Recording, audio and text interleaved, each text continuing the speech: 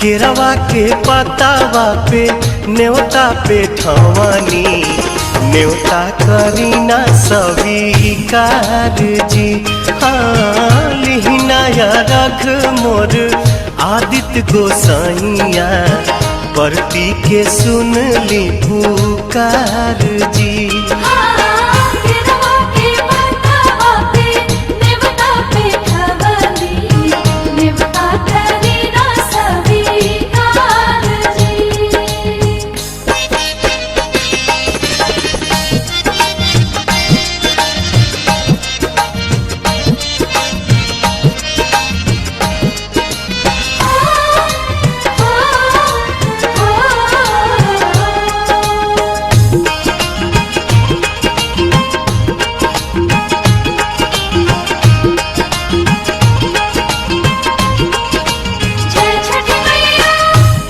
हम अरघ दुनो बेरा आदित तोहे सझिया फजीरे।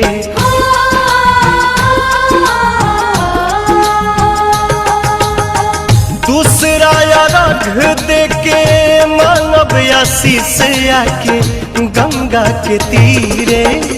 दिन के सहैया रौवे रोग हरैया जी रौवे से जग में जोर जी। हाँ केरवा के पतावा पे न्योता पे ठवानी न्योता करीना स्वीकार जी।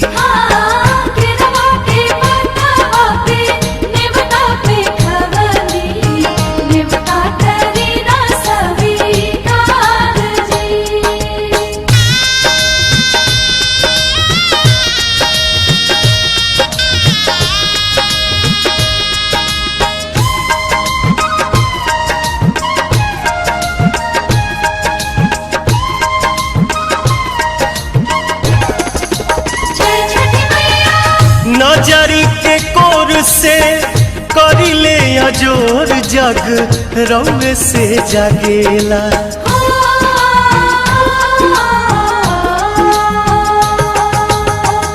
रौवे से रात होला रौवे से दिन काल चक्र चलेला।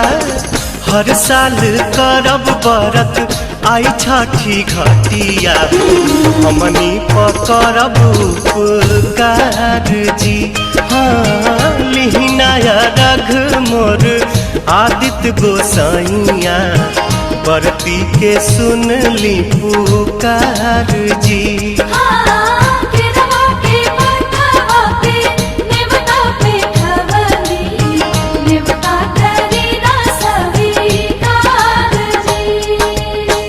केरवा के पतावा पे न्योता पे ठवानी न्योता करीना स्वीकार जी।